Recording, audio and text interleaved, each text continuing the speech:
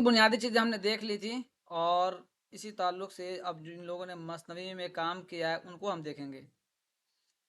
اور پھر یہاں سے شروع ہوتا ہے بہمنی دور. چلیے آپ میں سے کوئی ایک آدمی پڑھیے بلند آواز سے. ان سب کا تعلق مثنوی سے. چونکہ دکن کا، اچھا بتائیے دکن کا محبوب اور مرغوب صنف سخن کون سا ہے بتائیے؟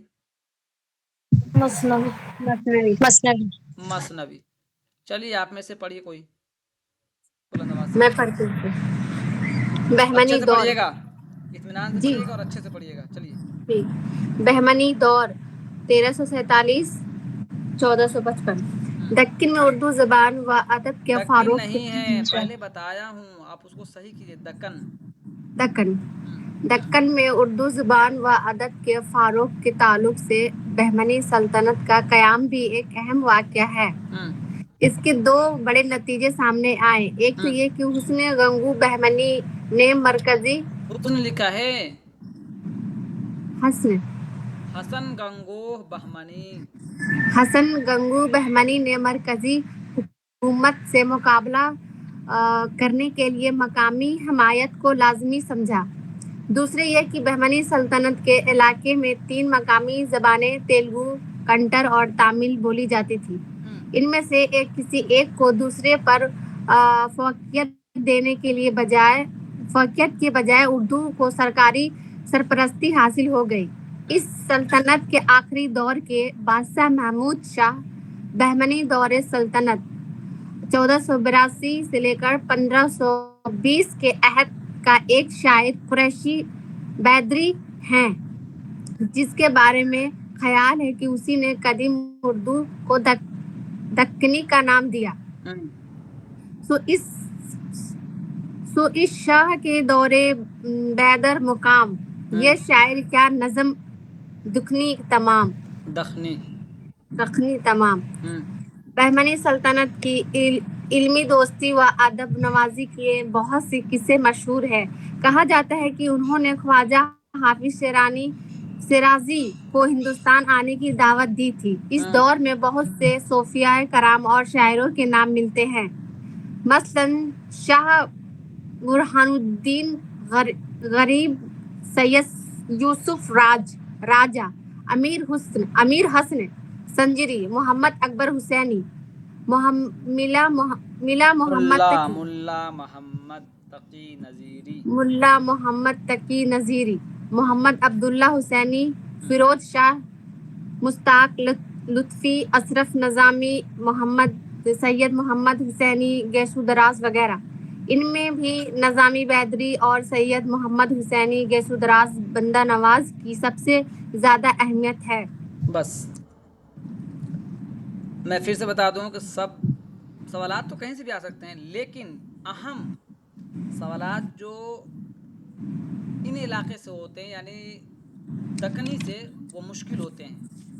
حالانکہ میرے ذہن میں نہیں تھا، ابھی جب کھولا تو میں سوچا نہیں وہ چیز پڑھانا بہت ضروری ہے. جہاں سے سوالات بنتے ہیں جو مشکل ہوتے ہیں سب کے لیے. اس پیراگراف میں کئی ایک سوالات ہیں. مثال کے طور پر نمبر 1، دکن میں اردو زبان کے فروغ کا تعلق کس سلطنت سے ہے؟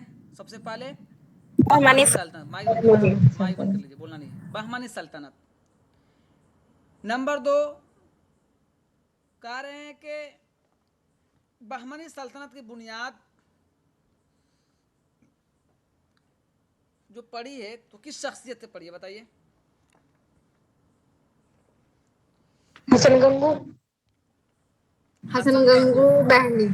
ٹھیک ہے. اچھا، بہمنی سلطنت کا آخری دور کے بادشاہ کون تھا؟ محمود شاہ بہمنی. کون تھا؟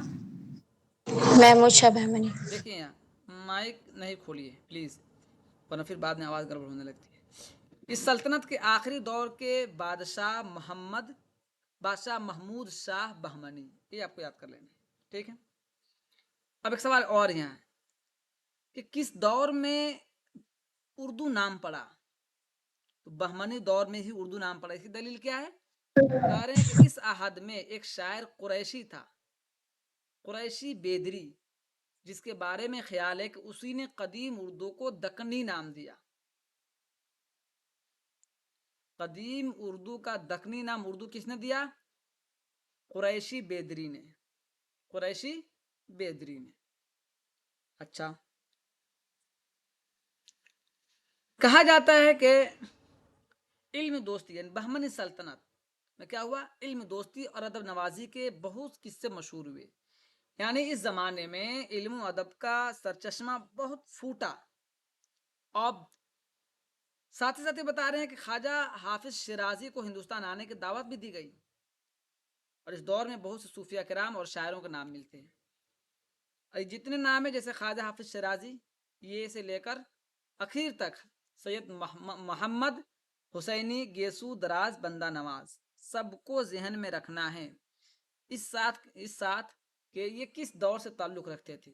میں پڑھ دیتا ہوں پھر سے نام: شاہ برہان الدین غریب، سید یوسف راجہ، امیر حسن سنجری، محمد اکبر حسینی، ملا محمد تقی نذیری، محمد عبداللہ حسینی، فیروز شاہ، مشتاق لطفی، اشرف نظامی، سید محمد حسینی گیسو دراز وغیرہ.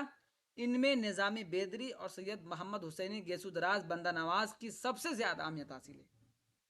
ایک تو مجموعی طور پر آپ کو یہ یاد ہوا کہ ان سارے شعراء اور ادبا کا تعلق کس سے؟ بہمنی سلطنت سے. دوسری بات اگر یہ پوچھ لی جائے کہ ان شعراء میں سب سے زیادہ، یا ان شعراء کو ہٹا کر یہ لفظ لگا دیا جائے کہ بہمنی سلطنت کے مشہور و معروف ادبا اور شعراء کا نام بتائیے یا مشہور ادیب کا نام بتائیے، اس میں آ جائیں گے سید محمد حسینی گیسو دراج خواجہ بندہ نواز. ایک نام یہ ہو جائیں گے نظامی بیدری. چلیے اب تھوڑا جلدی پڑھیے آپ میں سے، اس کو پڑھائی دیتے ہیں، چھوڑنا مناسب نہیں ہے. جی. ہاں. خواجہ بندہ نواز گیسو دراز 1321 اور 1422. ان کا نام سید محمد حسینی اور 1321 مطلب تخلص 1321 پیدائش اور وفات 1422. جی 1422. ان کا نام سید محمد حسینی اور تخلص جو ہے شہباز تھا.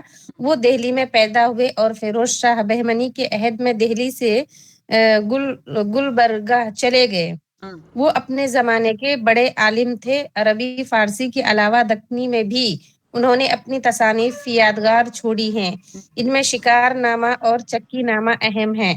حسن بس نظامی بیدری ان کا رک جائیے، اب اس کو یاد کر لینا ہے. خواجہ بندہ نواز گیسو دراز کی پیدائش اور وفات یاد کر لینی ہے.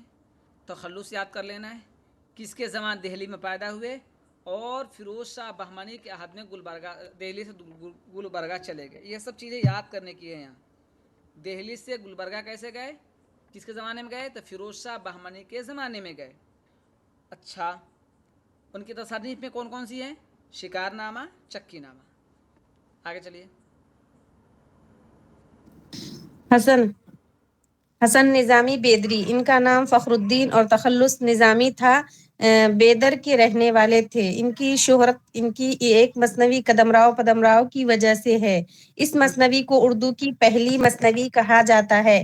قدمراؤ پدمراؤ اس مثنوی کے مرکزی کردار ہے. قدمراؤ راجا ہے اور پدمراؤ اس کا وزیر ہے. یہ ایک راجا کی کہانی ہے جو عورت کی وفاداری پر شک کر کے سنیاس لے لیتا ہے. بعد میں ایک جوگی سے دھوکہ کھا کر اپنی سابقہ حالت پر لوٹ آتا ہے اور ہنسی خوشی زندگی گزارتا ہے. بس رکو. بہمنی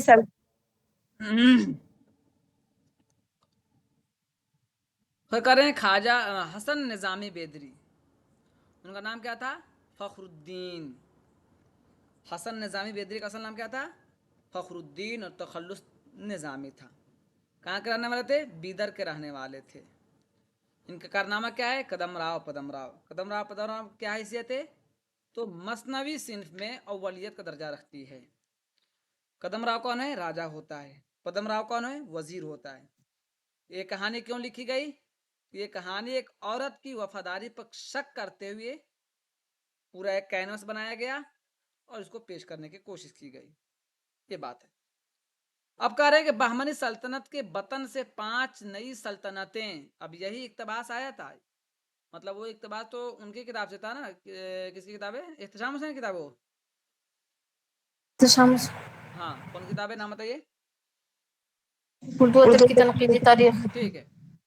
یہی بات وہاں لکھی گئی تھی، وہاں تھوڑا سا اس سے ہلکا سا وسیع انداز میں تفصیل کے ساتھ. یہاں دیکھیے، بہمنی سلطنت کے بطن سے 5 نئی سلطنتیں عادل شاہ، قطب شاہ، نظام شاہ، برید شاہ اور اماد شاہی، یہ آپ کو یاد کر لینی ہے کہ بہمنی سلطنت سے کتنی سلطنتیں وجود آئی؟ 5. ان میں عادل شاہی اور قطب شاہی سلطنتوں نے اردو زبان و ادب کی ترقی میں فروغ حاصل کیا.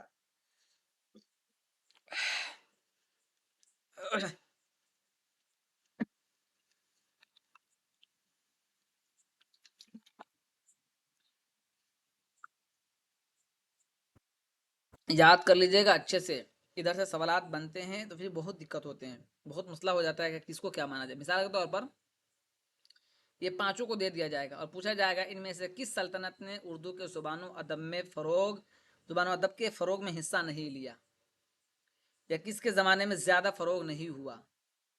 تو اگر آپ 2 یاد کر لیتے ہیں تو آپ اندازہ لگا لیں گے اور آپ صحیح جواب نشاندہی کر لیں گے.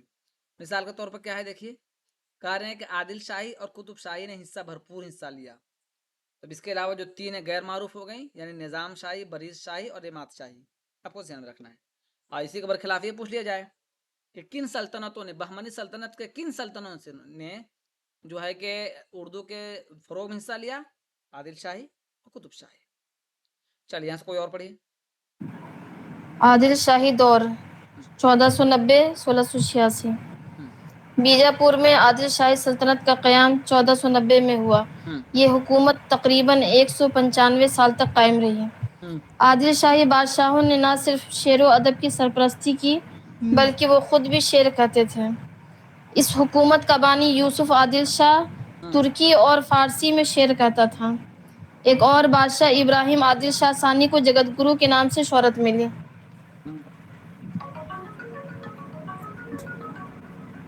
پڑھیے سر، جو ابھی پڑھا رہے ہیں نا وہ PDF بھیج دیجیے گا. جی بھیج دیں گے.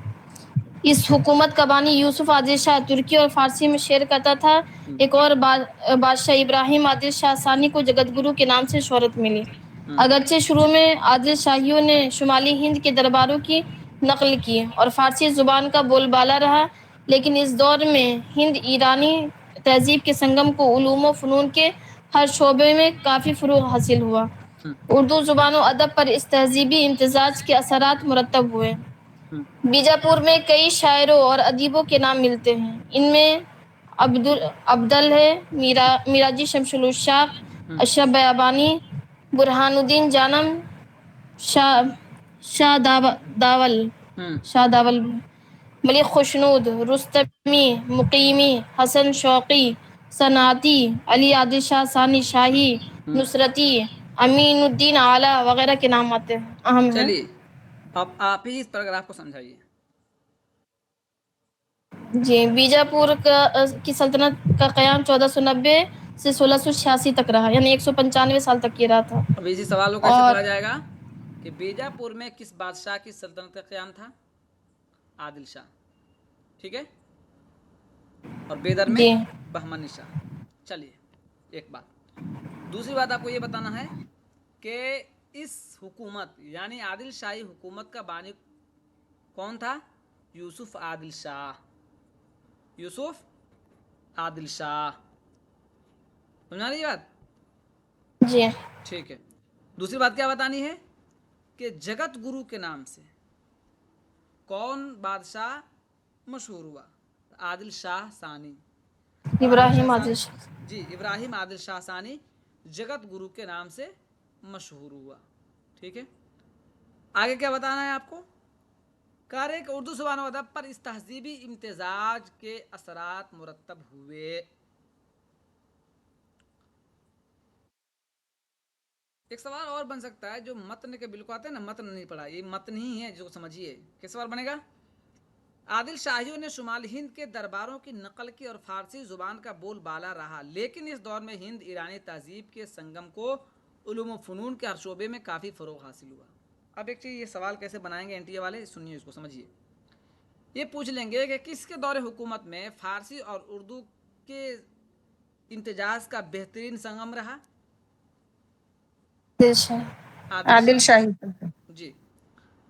اب اسی جائیے کہ اب یہ پوچھ لیں گے کہ ان کے زمانے میں یعنی عادل شاہی کے زمانے میں شعراء اور ادبا میں کون کون تھے؟ تو عبدل، میراجی شمس العشاق، اشرف بیابانی، برہان الدین جانم، شاہ داول، ملک خوشنود، رستمی، مقیمی، حسن شوقی، صنعتی، علی عادل شاہ، ثانی شاہی، نصرتی، امین الدین اعلیٰ وغیرہ کے نام ہیں. یہ اسماء گرامی آپ کو اپنے ذہن میں محفوظ کر لینے ہیں اور اس کے ساتھ کہ یہ کس دور سے تعلق رکھتے ہیں، تاکہ ادھر سے جو مشکل سوالات بنتے ہیں وہ آپ حل کر لیں. جو آسان سوالات ہیں تو سارے بچے حل کر لیتے ہیں، ادھر کے سوالات تھوڑا مشکل ہوتے ہیں جو پکڑ میں نہیں آتے ہیں. پڑھیے آگے. میراجی شمس العشاق 1407-1496. پڑھیے. جی. میراجی شمس العشاق مشہور صوفی بزرگ تھے. ان کا تعلق خواجہ بند بزرگ نواز نہیں، بزرگ کیا ہوتا ہے؟ بزرگ بزرگ صوفی تھے. صوفی بزرگ تھے. جی چلیے. صوفی بزرگ تھے. ان کا تعلق خواجہ بند نواز یسودراز کے سلسلے سے تھا. انہوں نے اردو میں تصوف کے مضامین کو بیان کرنے کی روایت ڈالی.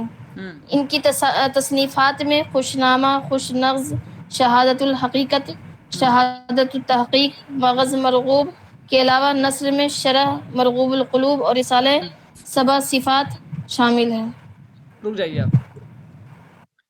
پیدائش پر پوری نظر کو جو ہے نا جمائے رکھیے اور اس کو رٹنا ہے آپ لوگوں کو. میراجی شمس ادھر کے سوالات اسی طرح کے آئیں گے، یا تو کسی 4-5 مثنوی کو دے دیں گے ترتیب لگانے کی، یا انہی میں سے دے دیں گے کہ کون کس بادشاہ سے تعلق ہے، یا ان میں سے دے دیں گے اٹھا کر ترتیب لگائیے. یہی سوالات بنتے ہیں ادھر سے، اس کے علاوہ بہت سوالات نہیں بنتے ہیں. اور کردار بہت ریئر کیس میں کوئی ایک کردار دے دیں گے، اس لیے ان چیزوں پر زیادہ فوکس کیجیے. میراجی شمس العشاق کے پیدائش وفات کے کمنٹ میں سب لوگ جواب دیجیے. 1407-1496 اس بار آیا بھی تھا جی، اسی لیے کہہ رہا ہوں جو میں پڑھا رہا ہوں اس پر دھیان دیجیے. 1407-1496 میراجی شمس العشاق. اچھا، آپ کا تعلق خواجہ بندہ نواز گیسو دراز کے سلسلے سے تھا. اب ایک کبھی کبھی پوچھ لیتے ہیں کہ کس سلسلے سے ہے، تو خواجہ بندہ نواز گیسو دراز کے سلسلے سے تھے آپ. اردو میں تصوف کے مضامین کو بیان کرنے کی روایت ڈالی. اب ایک بہت اہم سوال یہ ہے کہ اردو میں تصوف بیان کرنے کی روایت یا بنیاد کس نے ڈالی؟ میراجی شمس العشاق. میراجی شمس العشاق نے اردو میں صوفیت کو لایا، صوفیت کی روایت رکھی. ان کی کتاب کون کون سی ہے؟ خوشنامہ، خوش نغز، شہادت التحقیق، شہادت الحقیقت، اور کہہ مغز مرغوب کے علاوہ نثر میں شرح مرغوب القلوب اور رسالہ سبع صفات شامل ہیں. یہ آپ کو یاد کر لینی ہے اچھے سے. آگے جی اشرف بیابانی. کوئی اور پڑھیے، جلدی سے پڑھیے. پڑھ رہے سر. اشرف بیابانی 1459-1528. ان کا نام سید شاہ اشرف بیابانی تھا. وہ اپنے زمانے کے ایک مشہور بزرگ تھے. انہوں نے اپنے والد سید شاہ ضیاء الدین رفاعی بیابانی سے ابتدائی تعلیم حاصل کی. وہ صوفی تھے اور شاعر بھی. ان کی تصانیف میں لازم المبتدی، واحد باری اور نو سرہار اہم ہے. نو سرہار مثنوی ہے اور اس کا موضوع کربلا کا واقعہ ہے. اس کی اہمیت زبان و بیان کے اعتبار سے مسلم ہے. مسلم مطلب کیا ہوتا ہے؟ تسلیم کیا گیا. مسلم تسلیم کیا گیا. جی، یعنی آپ کے تعلق سے یا کسی شخصیت کے تعلق سے یہ بات، مثال کے طور پر آپ کے تعلق سے یہ بات مشہور ہے، یہ بات مان لی گئی ہے کہ آپ اچھے اخلاق کے مالک. اس کو کہتے ہیں مسلم تسلیم شدہ. بہت اچھا، شمیلہ نے کہا مسلم تسلیم شدہ، صحیح ہے.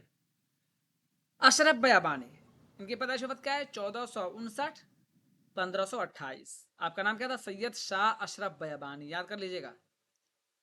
اور کہہ رہے ہیں کہ ایک مشہور بزرگ بھی تھے یہ، اور والد کا نام سید شاہ ضیاء الدین رفاعی بیابانی سے ابتدائی تعلیم کی. یعنی خود اپنے والد سے انہوں نے تعلیم حاصل کی.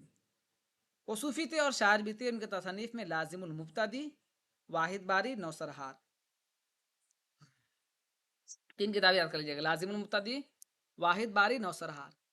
نوسہار مثنوی ہے، اس کا موضوع کربلا کا واقعہ ہے، اور کہہ رہے ہیں کہ اس کی اہمیت جو ہے کہاں گیا، اس کی اہمیت زبان و بیان کے اعتبار سے مسلم ہے.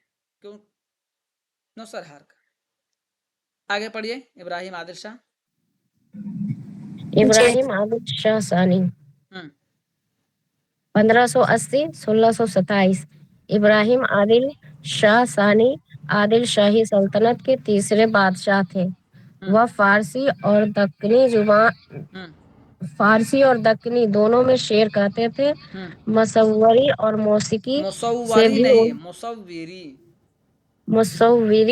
موسیقی سے بھی انہیں گہرا لگاؤ تھا. ان کی مشہور تصنیف کتاب نورس یا نورس نامہ ہے. یہ کتاب بنیادی طور پر راگ راگنوں سے متعلق ہے. اس کتاب میں ابراہیم عادل شاہ نے راگ راگنوں پر مبنی خود اپنے گیت شامل کیے ہیں. 17 راگوں کے تحت کل 59 گیت اور 17 دوہے شامل ہیں. اور ہر گیت کا موضوع مختلف ہے.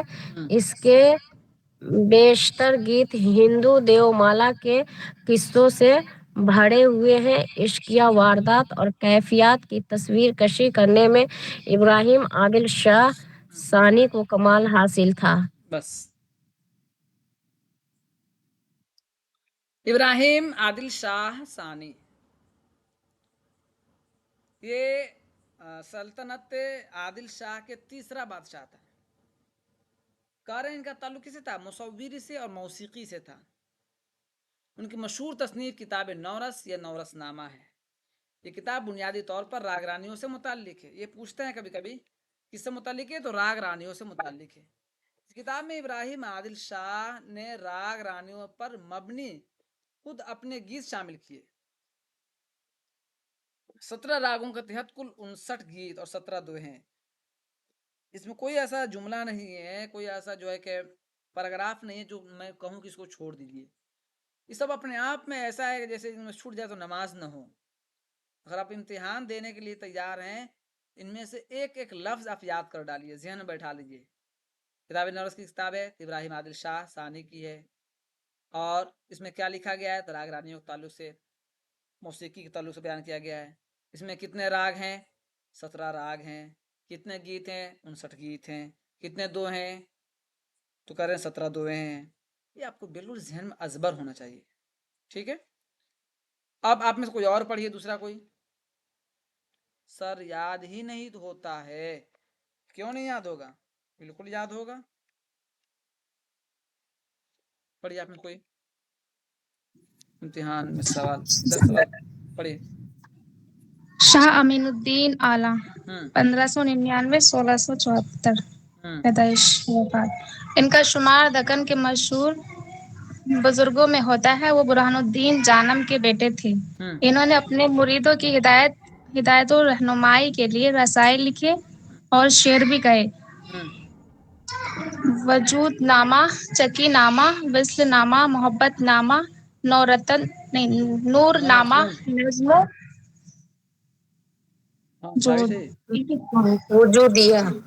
وجودیہ، رموز السالکین، گنج مخفی، رموز العارفین وغیرہ ان کی تصانیف ہیں.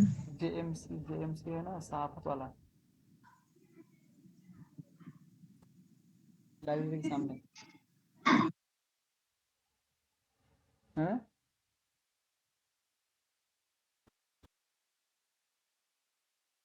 تو آ جائیے، میں پڑھا رہا ہوں، کلاس میں ہوں. ٹھیک ہے، بولیے. پڑھیے. علی عادل شاہ ثانی شاہی 1628-1762. محمد عادل شاہ کے رک جائیے، اس کو سمجھیے پھر سے ایک مرتبہ اور سمجھ لیجیے. وہ چیزیں اب چھوڑ دیں گے تو یاد بھی نہیں ہوں گی، اور اس کو 2-3 مرتبہ سمجھیے آپ یہاں سے. شاہ امین الدین اعلیٰ، آپ کا تعلق بتائیے کس سلطنت سے ہے؟ بتائیے.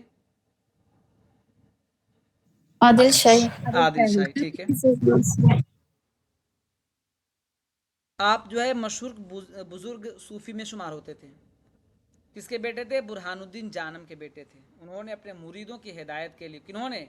شاہ امین الدین اعلیٰ نے اپنے مریدوں کی ہدایت کے لیے رسائل لکھے. رسائل میں کون؟ وجود نامہ، چکی نامہ. ٹھیک ہے، چکی نامہ نظم بھی ہے. کن کی نظم ہے؟ خواجہ بندہ نواز. جی، خواجہ بندہ نواز خواجہ بندہ نواز گیسو دراز کی نظم ہے، جسے نظم کی بنیاد پڑتی ہے. وصل نامہ، وصل نامہ، نامہ من خط، وصل من ملنا. نور نامہ، نظم وجودیہ، رموز السالکین. رموز کے کہتے ہیں، شعر یاد تھا نہیں یاد آ رہا. اسرار و رموز. جی، اسرار میں بتا، سرون جمع اسرار، بھید کو. اور رموز بھی اسی کو کہتے ہیں، بھید کو. اور سالکین، بزرگ، صوفی، نیک لوگ. گنج مخفی، رموز العارفین. عارف کا مطلب ہوتا ہے پہچاننے والا، اور رموز کا مطلب وہی ہوتا ہے طریقہ کار، سمجھ لیجیے. تو یہ ان سے متعلق یہ تصانیف ہے جو آپ کو ذہن میں رکھنے ہیں شاہ امین الدین اعلیٰ سے. چلیے پڑھیے. علی عادل شاہ ثانی شاہی 1628-1762. محمد عادل شاہ کے جانشین علی عادل شاہ ثانی شاہی بلند پایہ شاعر تھے.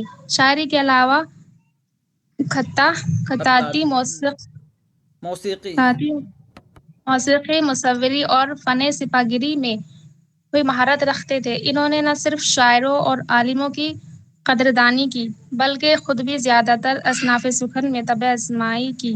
کلیات شاہی کے نام سے ان کا کلام شائع ہو چکا ہے، جس میں قصائد، مثنوی، غزلیات، 4x4 گیت اور فارسی کلام اور قطعات تاریخ شامل ہیں. شاہی کی نمایاں خصوصیت یہ ہے کہ انہوں نے اپنے کلام میں مقامی اور ملکی عناصر کو بطور خاص اہمیت دی ہے. ان کے کلام کا پورا پس منظر ہندوستانی پس ہے. منظر نہیں، پس منظر ہندوستانی ہے. نسوانی حسن اور مناظر قدرت کے دل فریب عکاسی میں انہیں مہارت حاصل تھی. شاہی چلیے اس کو آج ختم کر دیتے ہیں، زیادہ نہیں. زیادہ تو نہیں نہ ہو پائے گا، مطلب زیادہ نہیں نہ ہو رہا ہے اتنا، تو کوئی زیادہ نہیں ہوا ہے. کوئی دقت نہیں. ٹھیک ہے. تو کہاں گیا اس میں، کہاں تک پڑھا تھا آپ نے؟ ہندوستانی کہاں پڑھا تھا ابھی آپ نے؟ اوپر یہاں تک نا. علی عادل شاہ ثانی شاہی یہاں سے. ٹھیک ہے. تو یہ آپ نے پڑھ لیا علی عادل شاہ ثانی شاہی 1628-1762. پیدائش بالکل ازبر، اور یہ کس میں مشہور تھے؟ فن سپاہ گیری میں، خطاطی میں، موسیقی میں ماہر تھے. ٹھیک ہے. کلیات شاہی بتائیے کس کا مجموعہ ہے، کس کے کلام کا مجموعہ ہے؟ علی عادل شاہ علی عادل ثانی شاہ شاہی. شاہی کے، جس میں قصائد، مثنویہ، غزلیات، 4x4 اور کبت، اس زمانے کے کوئی شعری صنف ہے، فارسی وغیرہ شامل ہے. ٹھیک ہے. اب یہاں آ جائیے ایک عبدل.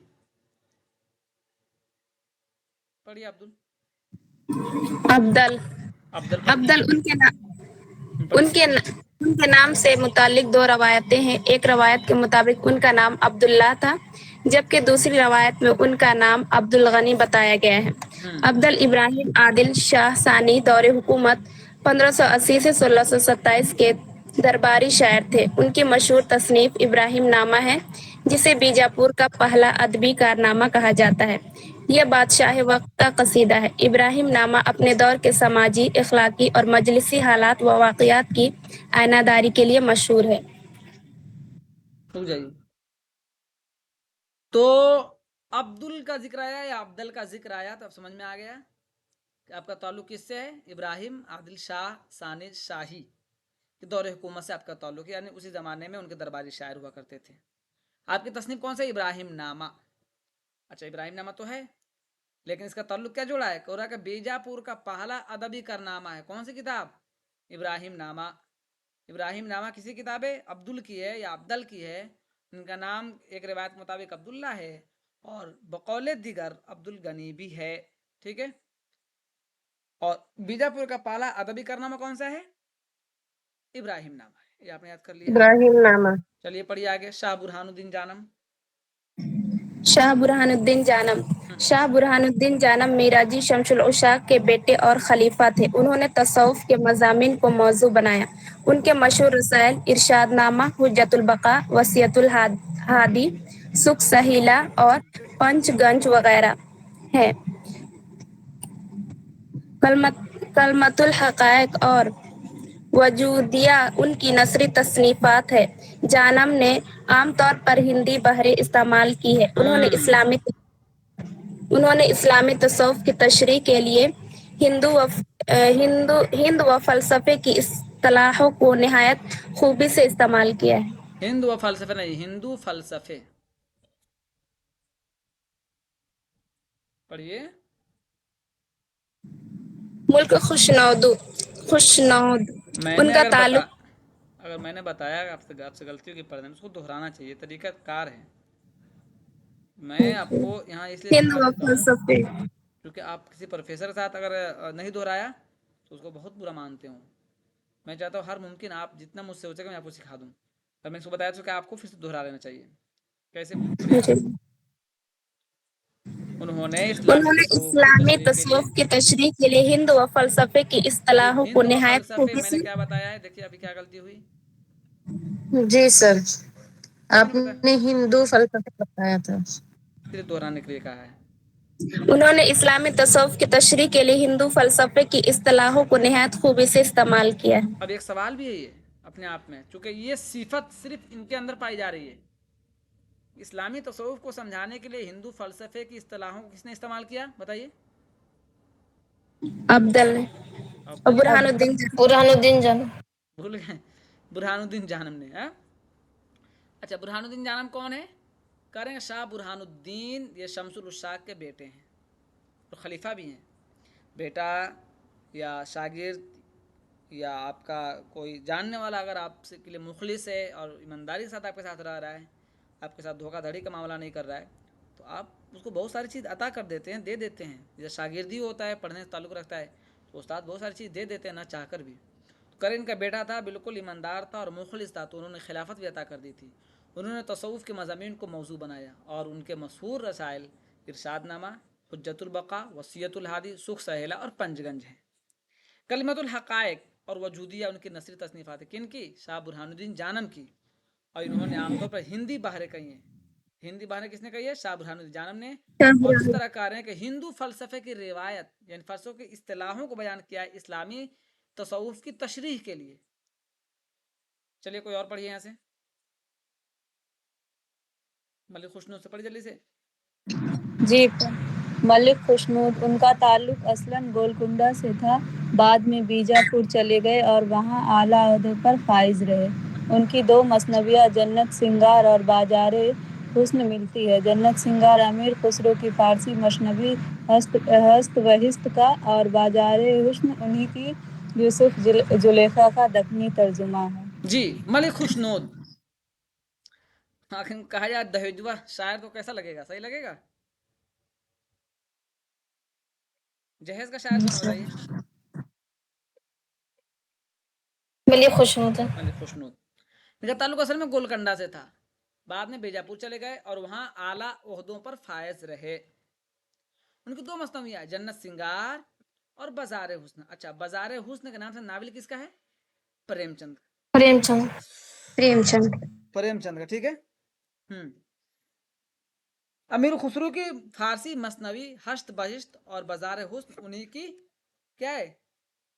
یوسف زلیخا کا دکنی ترجمہ. اچھا، جنت سنگار امیر خسرو کی فارسی مثنوی ہشت بہشت کا ہے اور بازار حسن یوسف زلیخا کا ترجمہ ہے. چلیے رستمی پڑھیے.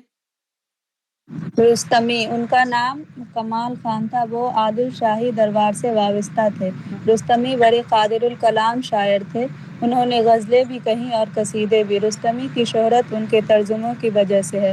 انہوں نے ایک فارسی مثنوی خاور نامہ کا دکنی میں ترجمہ بھی کیا تھا جو 24,000 اشعار پر مشتمل ہے.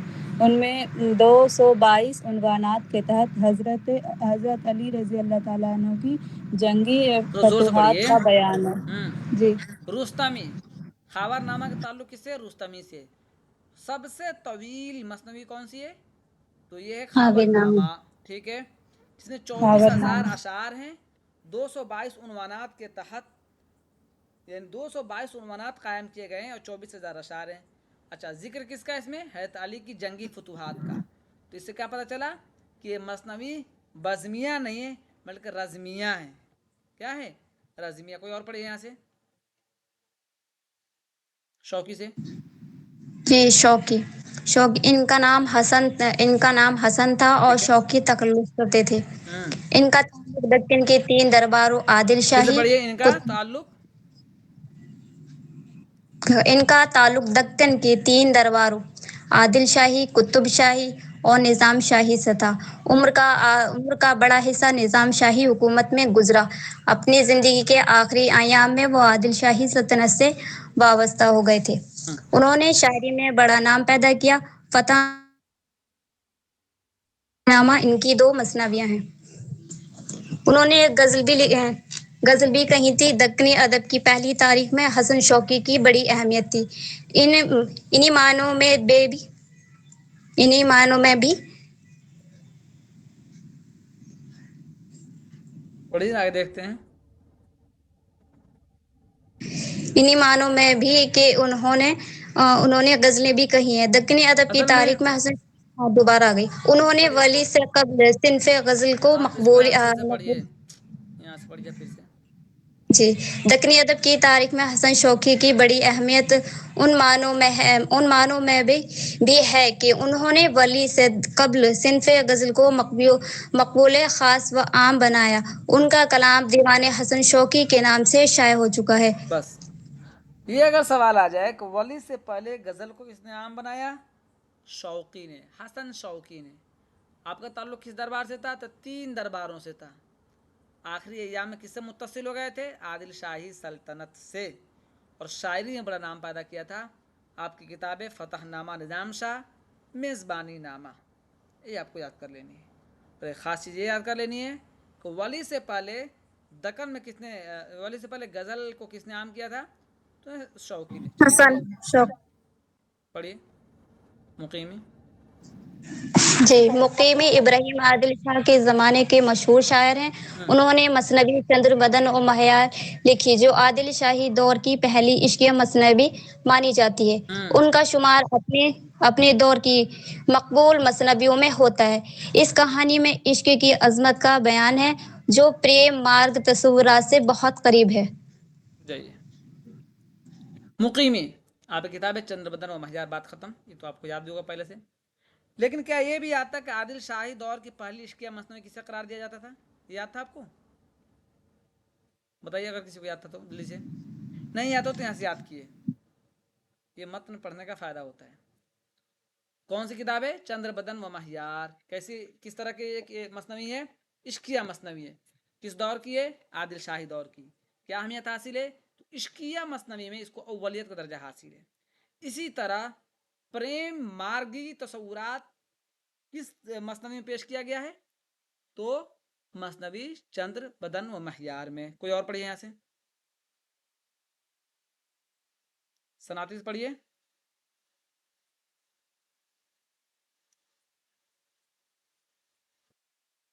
ہم بھی پڑھتے کیا سر؟ نہیں، ابھی رک جائیے. صنعتی، ان کا نام محمد ابراہیم خان تھا. کوئی اور پڑھیے اور دیکھ لیتے ہیں. صنعتی، ان کا نام محمد ابراہیم خان تھا. وہ سلطان محمد عادل شاہ کے دربار سے وابستہ تھے. ان کے 2 مثنویات قصہ بے نظیر 1645 اور گلدستہ بہت مشہور ہوئے. قصہ بے نظیر کا ایک نام قصہ تمیم انصاری بھی ہے. اس میں ایک صحابی تمیم انصاری کے حالات بیان کیے گئے ہیں. اس مثنوی سے طلسمات اور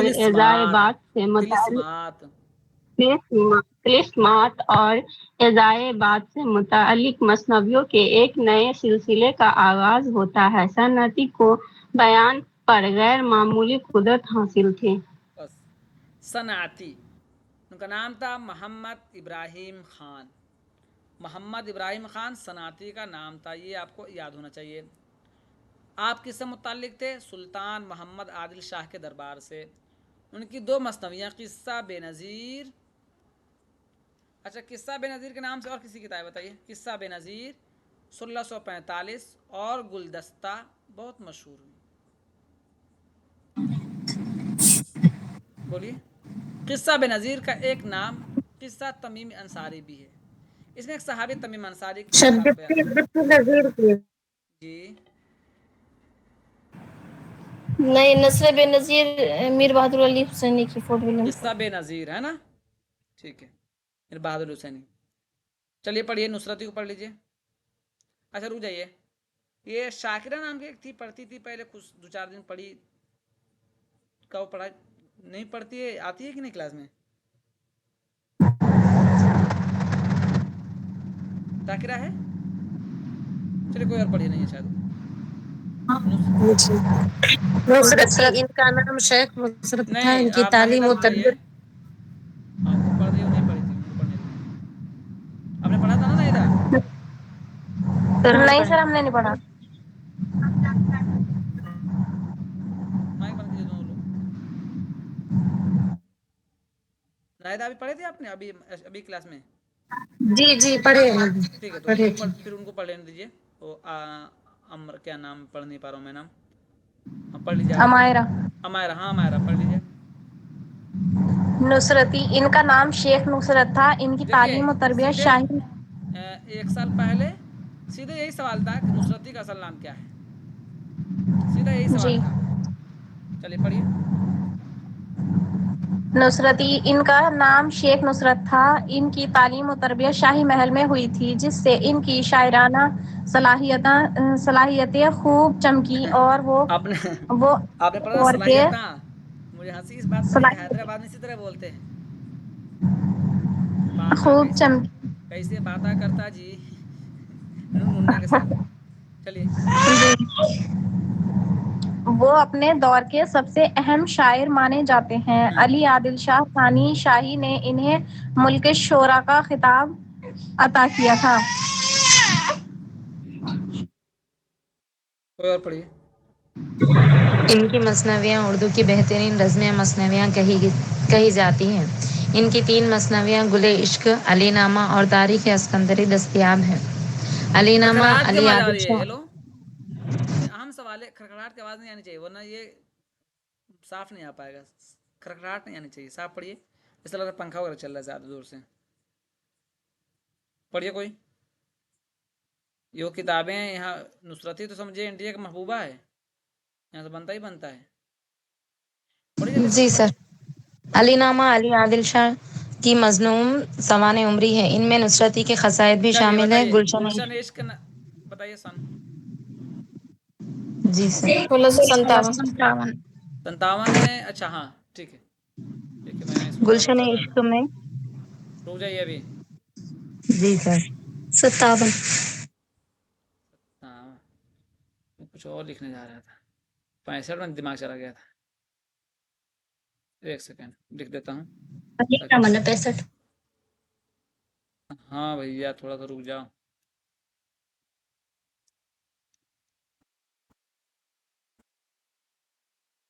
پینسٹھ اور یہ ہو جائے گا 73۔ 72۔ چلیے پڑھیے۔ چلیے نصراتی کے 3 مثنویاں کون سے ہیں؟ گلشن عشق 1657، علی نامہ 1665، تاریخ اسکندری 1672۔ علی نامہ علی عادل شاہ کی منظوم سوانح عمری ہے، ان میں نصرتی کے قصائد بھی شامل ہیں۔ گلشن عشق میں علی عادل شاہ کی مختلف جنگوں کا ذکر ہے، کس میں؟ گلشن عشق میں۔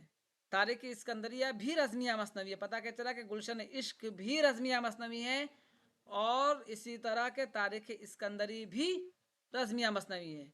اس میں سکندر عادل شاہ کے انتقال پر مرہٹوں اور عادل شاہی فوج کے درمیان لڑائی کا حال بیان کیا گیا۔ اچھا یہ پوچھ لیا جائے کہ تاریخ اسکندری میں کن کے درمیان کے حالات بیان کیے گئے مرہٹہ اور عادل شاہی فوج کے. نصرتی کو قدرتی مناظر کی عکاسی اور جنگ و جدل کے مارکوں کی تفصیل پیش کرنے میں بڑی مہارت حاصل تھی. ایک یہ چیز بھی ہے جنگ و جدل کی قدرتی مناظر کو پیش کرنے میں کس کو ید طولہ حاصل تھا؟ تو نصرتی کو. کس کو؟ نصرتی کو. اچھا یہ بتائیے ان 3 مثنویوں میں کون رسمی مثنوی ہے؟ گلشن عشق، علی نامہ، تاریخ اسکندری. علی نامہ. اچھا تینوں ہی تاریخ اسکندری تینوں ہو جائے گا نا پھر. تینوں. ابھی دیکھا نا گلشن عشق میں علی عادل شاہ کی مختلف جنگوں کا ذکر ہے اور تاریخ اسکندریہ بھی رسمی مثنوی بھی مطلب گلشن عشق بھی ہے اور علی نامہ تو حدل ہے ہی. تو یہ آپ نے پڑھ لیا. دیکھیے ابھی میں ادھر پڑھا رہا تھا لیکن یک بیک سے میرے ذہن میں آیا کہ جو اصل مخزن اور اصل چیز ہے وہ یہ ہے. تو ناہیدہ سمجھ میں آئی بات؟ جی سمجھ میں آ گیا نا؟ اس کو آپ سب کو بتا رہا ہوں, اس کو آج سے لے کر کل تک سب یاد کر لیجئے. کون شاعر کس کے عہد سے ہے, کون سی کتابیں لکھی ہیں, اور جو ہے کہ کون سے ان کے رسالے ہیں, اور کیا کیا خصوصیات ہیں. کوئی سوال ہو تو پوچھ لیجیے.